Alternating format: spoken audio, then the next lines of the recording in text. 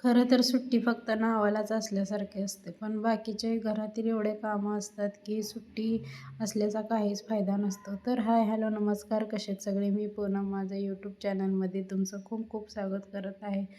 तर आज सुट्टी असल्यामुळे मी सकाळी सकाळी सगळं आवरलं, मस्त व्यायाम वगैरे केला आणि आवरून नंतर नाश्त्याला ची तयारी केली. इकडे मी मस्त असे चिला बनवायला लागले होते.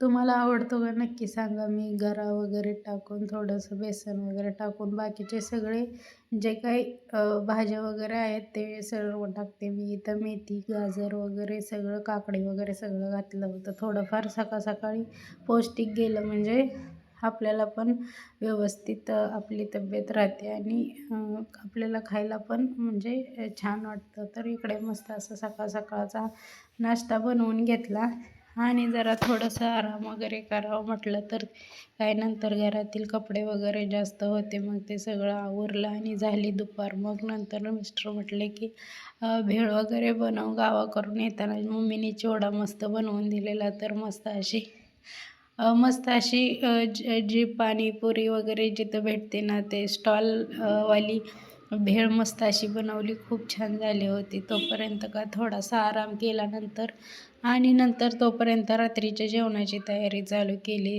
इकडे बघू शकता मस्त असं डाळ भात, गवारीची शेंग, चपाती वगैरे मी बनवायला घेतली होती आणि मस्त असा कुकर वगैरे आवरून घेतला आणि इकडं मुगाची डाळ लावली होती मी वरणासाठी. मी मुगाची डाळच खाते.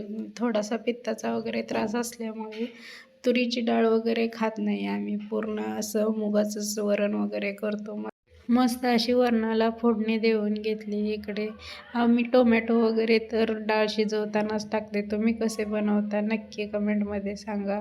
मस्त असं त्याच्यामध्ये टाकल्यानंतर त्याचा आंबूसपणा वगैरे त्यामध्ये उतरल्यानंतर ते खूप छान लागते.